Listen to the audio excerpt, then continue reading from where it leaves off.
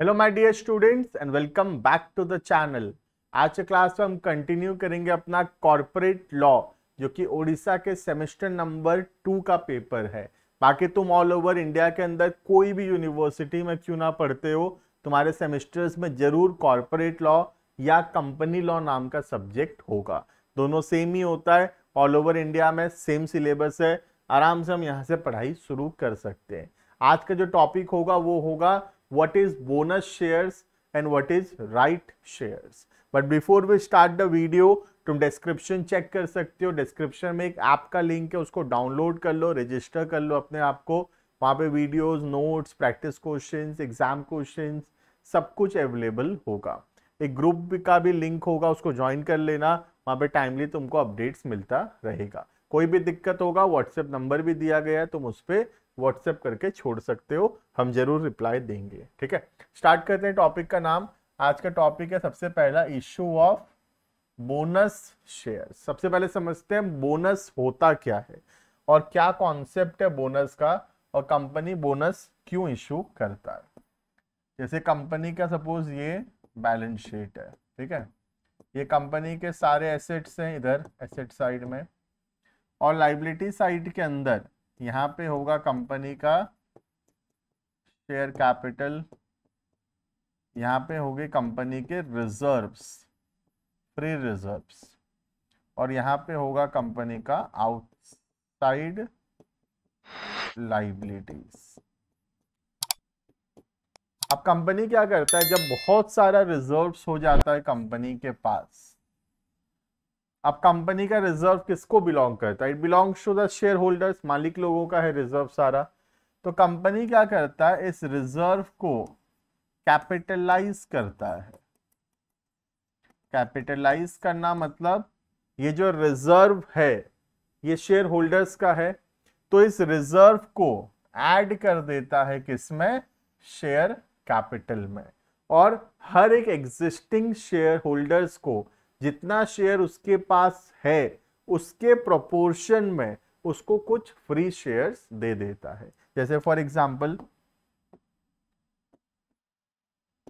अगर मैं नंबर्स में बताऊं तो लेट्स से कंपनी का शेयर कैपिटल है 100 करोड़, ठीक है, और रिजर्व है 50 करोड़ का, ठीक है। अब कंपनी क्या चाहता है, कंपनी ये जो रिजर्व है इसको ऐड करना चाहता है शेयर कैपिटल के साथ। तो कंपनी क्या करेगा, 100 का शेयर कैपिटल है और रिजर्व कितने का है? 50 का। रेशियो क्या है? 2:1।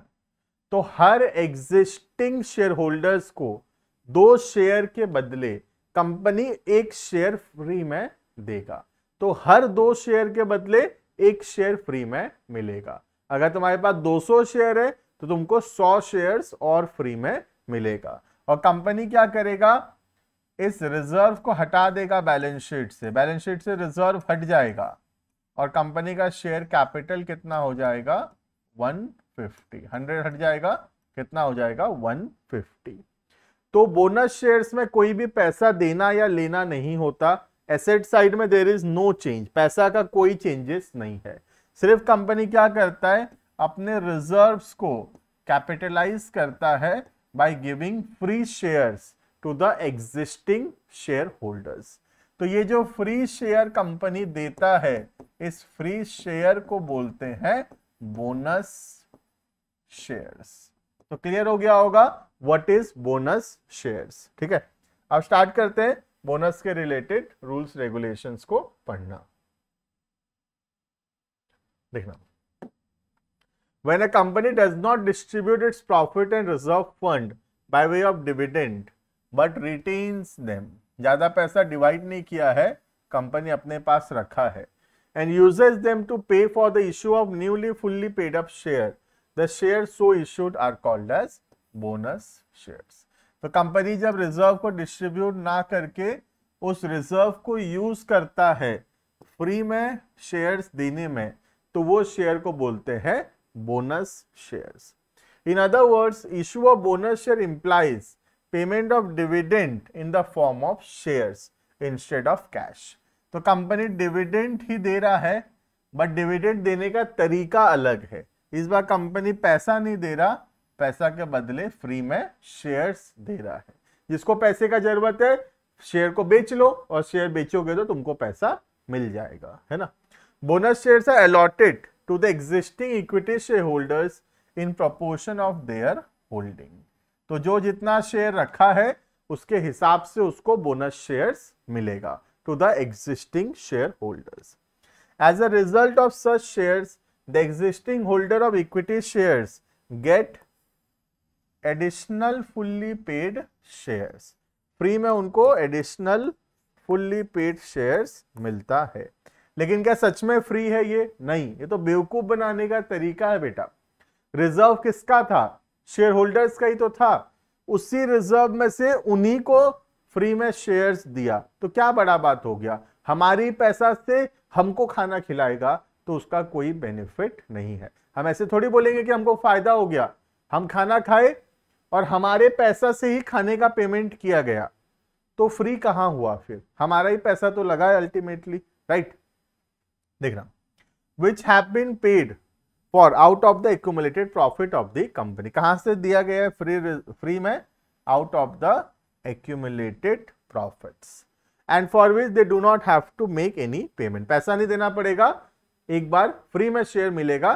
फ्री में कहां से मिलेगा? Out of the accumulated profits. The company issue capital is increase and its asset remain intact. क्या होता है? कंपनी का कैपिटल इंक्रीज होगा, जैसे इस एग्जांपल में दिखाया था तुमको, एग्जांपल दिखाता हूं। कंपनी का कैपिटल क्या होगा? 100 से की जगह अब कितना हो जाएगा? यहाँ पे 150 हो जाएगा। तो कंपनी का कैपिटल बढ़ा, एसेट जो है उतना का उतना ही रहा। एसेट्स रिमेन इंटैक्ट, एसेट वैसा का वैसा रहता है। So when a company has large free reserves, जब बहुत सारा फ्री रिजर्व हो जाता है तो कंपनी क्या करता है? रिजर्व को कम करता है और शेयर कैपिटल को बढ़ाता है। कैसे? बाय गिविंग बोनस शेयर्स, ठीक है। And intends to bridge the gap between capital and fixed asset, it issues bonus shares. तो जब बहुत ज्यादा रिजर्व हो जाता है कंपनी के पास, तो कंपनी क्या करता है? रिजर्व को दे देता है फ्री में in the form of bonus shares. तो उससे क्या होगा? रिजर्व कम हो जाएगा और शेयर कैपिटल इंक्रीज होगा। The following conditions must be satisfied before issuing bonus. तो बोनस के लिए कुछ कंडीशंस हैं जो कंपनी को मानना पड़ेगा। ये रहे कंडीशन। सबसे पहला, the company must have sufficient profit, क्योंकि प्रॉफिट से हम दे रहे हैं तो सफिशिएंट प्रॉफिट रहना चाहिए। Next, the company's article allow करना चाहिए। आर्टिकल मतलब article of association. Must contain a provision for capitalisation of reserve and issue of bonus shares. तो आर्टिकल अलाउ करना चाहिए। Next, the company must obtain a formal approval ले लेना चाहिए। कहां से? शेयर होल्डर से, इन द जनरल मीटिंग। तो बोनस इशू करने से पहले शेयर होल्डर्स का अप्रूवल लगेगा, जनरल मीटिंग करवाना पड़ेगा। The company has not defaulted in payment of interest और principal in respect of fixed deposit. तो कभी भी कंपनी कोई डिफॉल्ट नहीं किया है फिक्स्ड डिपॉजिट या डेट का पैसा पेमेंट करने में। मतलब अच्छा कंपनी है, भरोसा कर सकते हैं इनके ऊपर, ठीक है। The company has not defaulted in respect of payment of statutory dues of the employ. Employ का कोई पैसा नहीं खाया है कंपनी, जैसे कि प्रोविडेंट फंड, ग्रेच्युटी, बोनस। मतलब अच्छा कंपनी है, कंपनी ना तो कोई डिफॉल्ट किया है डिपॉजिट्स का पैसा चुकाने में, ना ही एम्प्लॉय का कोई पैसा खाया है, ठीक है। उसके बाद the partly paid up share if any outstanding on the date of allotment are made fully paid up। तो अगर बोनस इशू करने वाले दिन कोई पार्टली शेयर्स है, पार्टली का मतलब होता है जैसे एप्लीकेशन का पैसा मिल गया, अलॉटमेंट का पैसा मिल गया और कॉल का पैसा अभी नहीं मिला है, तो वो हो गया पार्टली पेड। तो सारे पार्टली पेड को पहले क्या करेंगे हम लोग? फुल्ली पेड करेंगे, उसके बाद ही हम बोनस शेयर्स इशू कर सकते हैं, ठीक है। The company complies with conditions as may be prescribe. The bonus shares shall not be issued, ये इंपॉर्टेंट है। In lieu of dividend. ऐसा नहीं है कि डिविडेंड के जगह कंपनी बोनस दे रहा है, ये मतलब बिल्कुल भी नहीं है। डिविडेंड अपने जगह है, बोनस अपने जगह है। ये बिल्कुल इसका मतलब ये नहीं है कि हम डिविडेंड देना बंद कर देंगे और डिविडेंड की जगह बोनस देना शुरू करेंगे। क्योंकि देखो डिविडेंड में क्या हो रहा है, कैश आउटफ्लो नहीं हो, कैश आउटफ्लो हो रहा है, पैसा जा रहा है, बट बोनस में पैसा जा नहीं रहा। तो हो सकता है ना कंपनी डिविडेंड देना बंद कर दे और बोले लो फ्री में शेयर्स लेते रहो। फ्री में शेयर लेने से क्या हो रहा है, खाली शेयर बढ़ रहा है तुम्हारा कंपनी में, पैसा कहाँ मिला, डिविडेंड में क्या होता है पैसा मिलता है, बोनस शेयर में तो पैसा नहीं मिल रहा ना, ऑन पेपर खाली शेयर्स बढ़ रहा है। तो यहाँ पे लॉ बोल रहा है कि डिविडेंड अपनी जगह है, डिविडेंड तुमको जैसे देते हो देना पड़ेगा, बोनस जो एक्स्ट्रा है अनडिस्ट्रीब्यूटेड प्रॉफिट को हम बोनस के फॉर्म में देंगे। क्लियर। नेक्स्ट एक और बहुत इंपॉर्टेंट टॉपिक है जिसका नाम है राइट शेयर्स। राइट शेयर्स का बहुत रेलिवेंस है कंपनी लॉ के अंदर। पहले समझते हैं राइट शेयर्स होता क्या है। ठीक है, आज जैसे एक कंपनी है लेट्स से, उसमें 3 जन ओनर हैं ए बी एंड सी। ए के पास है 40 शेयर्स, बी के पास है लेट्स से 5 शेयर्स, सी के पास है 5 शेयर्स। टोटल कितने शेयर्स है कंपनी में, 50 शेयर्स है। ठीक है, तो ए कितना परसेंट ओनर है, ए 80% मालिक है, बी 10% ओनर है और सी भी 10% ओनर है। क्लियर।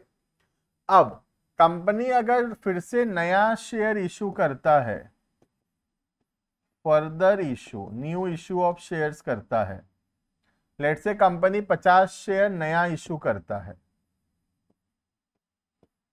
और उसको कोई बाहर वाला खरीद ले, ए बी और सी के जगह कोई बाहर वाला खरीद ले, डी खरीद ले, तो डी के पास कितने शेयर हो गए, 50। अब टोटल शेयर कितने हैं, पहले 50 थे अभी 50, तो टोटल कितना हो गया, 100 हो गया। पहले 50 था अभी 50, टोटल 100 हो गया। अभी नया ओनरशिप क्या है, 100 में से ए के पास 40, तो ए का न्यू, ये ओल्ड था, न्यू ओनरशिप ए का 40%, बी का 5%, सी का 5% और डी का 50% हो जाएगा। बात समझ में आ रहा है। तो जब भी कंपनी नया शेयर्स इशू करता है और नया शेयर्स अगर बाहर वाले खरीदेंगे, डी खरीदेगा, तो एग्जिस्टिंग शेयर होल्डर्स का ओनरशिप परसेंटेज कम हो जाएगा। पहले वो लोग जितना के मालिक थे अब वो रिड्यूस हो रहा है।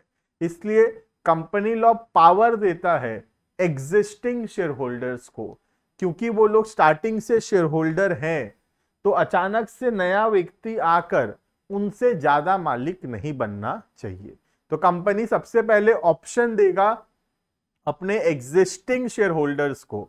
जब भी कंपनी नया शेयर्स इशू करेगा, सपोज कंपनी 50 शेयर्स इशू कर रहा है, कंपनी पहले ऑप्शन देगा अपने एग्जिस्टिंग शेयर होल्डर्स को, पूछेगा क्या तुम लोग खरीदना चाहते हो।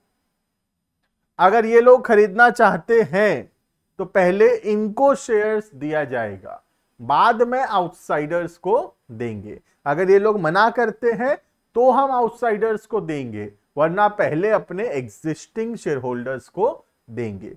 तो ये जो एग्जिस्टिंग शेयर होल्डर का अधिकार है पहले शेयर मिलना, इस अधिकार को बोलते हैं राइट शेयर्स।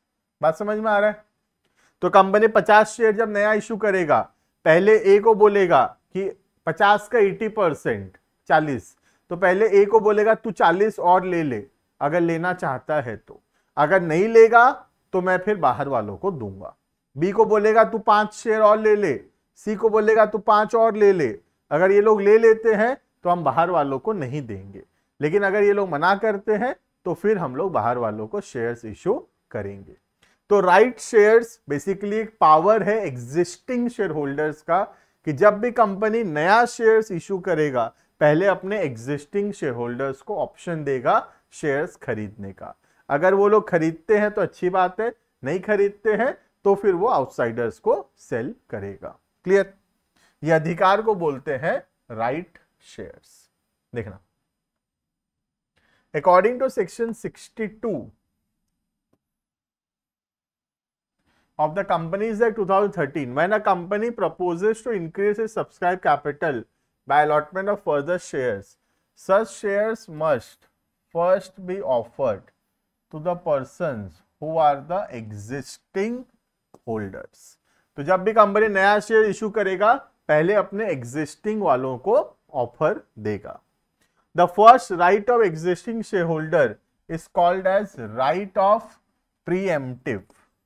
पहला अधिकार एग्जिस्टिंग वालों का है, इस अधिकार को बोलते हैं प्रीएम्प्टिव, और जो शेयर मिलता है इस अधिकार के वजह से उस शेयर को बोलते हैं राइट शेयर्स। राइट मतलब अधिकार, ठीक है। Next, where at any time the company having a share capital proposes to increase its subscribed capital by issue of further share, such shares will be offered. वो share किसको देंगे? सबसे पहले देंगे एग्जिस्टिंग होल्डर्स को। बात समझ में आ रहा है? तो जब भी कंपनी नया शेयर इशू करने का सोचेगा, पहले ऑप्शन देगा अपने एग्जिस्टिंग शेयर होल्डर्स को। नेक्स्ट, टू पर्सन्स, किसको ऑफर देगा? To persons who are at the date of offer are equity share holders in a company in proportion. जो जितना शेयर्स रखा है उसको उतना का ऑफर मिलेगा। जैसे ए पहले 80% का मालिक था, तो 50 शेयर अगर कंपनी नया इशू करेगा तो 80% शेयर खरीदने का ऑप्शन ए को मिलेगा। As nearly as circumstances admit to be paid up share capital and those shares by sending a letter to offer subject to the following condition. तो एक लेटर भेजा जाएगा एग्जिस्टिंग शेयर होल्डर्स को, उनको offer दिया जाएगा कि तुम चाहो तो नया शेयर्स खरीद सकते हो, खरीदना चाहो तो खरीद लो, नहीं खरीदोगे तो हम पब्लिक को बेचेंगे फिर। ठीक है, देखना क्या क्या कंडीशन होगा। पहला, the offer shall be made by notice, एक नोटिस से ऑफर देंगे, specifying the number of shares offered and limiting a time not being less than 15 days, minimum 15 दिन का तो समय देंगे सोचने का, एंड नॉट एक्सीडिंग 30 डेज। तो 15 से 30 दिन का समय दिया जाएगा सोचने के लिए। From the date of offer within which the offer, if not accepted, will be deemed to have been declined. तो अगर 15 से 30 दिन के अंदर हाँ नहीं बोलोगे तो मान लिया जाएगा कि तुमको नया शेयर नहीं चाहिए। ठीक है, unless the articles of the company otherwise provide, the offer aforesaid shall be deemed to include a right exercisable by a person concerned with renounce.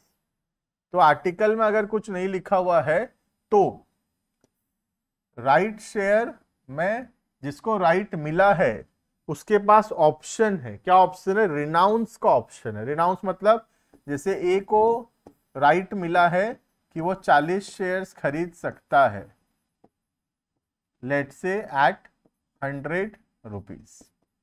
ठीक है, अब सपोज अगर ए को नहीं खरीदना है तो ए अपना जो अधिकार है किसी दूसरे पर्सन बी को ट्रांसफर कर सकता है। अब बी के पास अधिकार होगा 40 शेयर्स खरीदने का, तो ये जो अधिकार ए ट्रांसफर कर रहा है इसको बोलते हैं रिनाउंस। रिनाउंस मतलब अपना अधिकार किसी दूसरों को ट्रांसफर करना। क्लियर?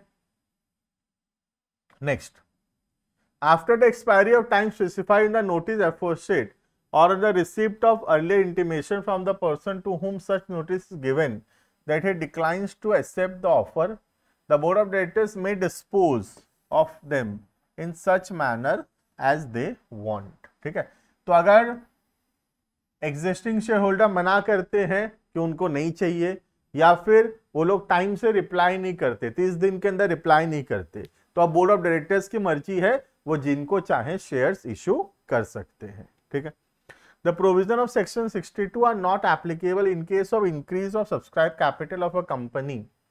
ये सेक्शन एप्लीकेबल नहीं, कब? जब हम कन्वर्जन कर रहे हैं डिबेंचर्स का इनटू शेयर। ये कब एप्लीकेबल है? जब हम इशू कर रहे हैं शेयर्स, न्यू शेयर इशू कर रहे हैं, तब सेक्शन 62 जो है वो एप्लीकेबल होगा। लेकिन अगर हम लोग डिबेंचर्स को कन्वर्ट कर रहे हैं शेयर्स में, then section 62 is not applicable. Clear है?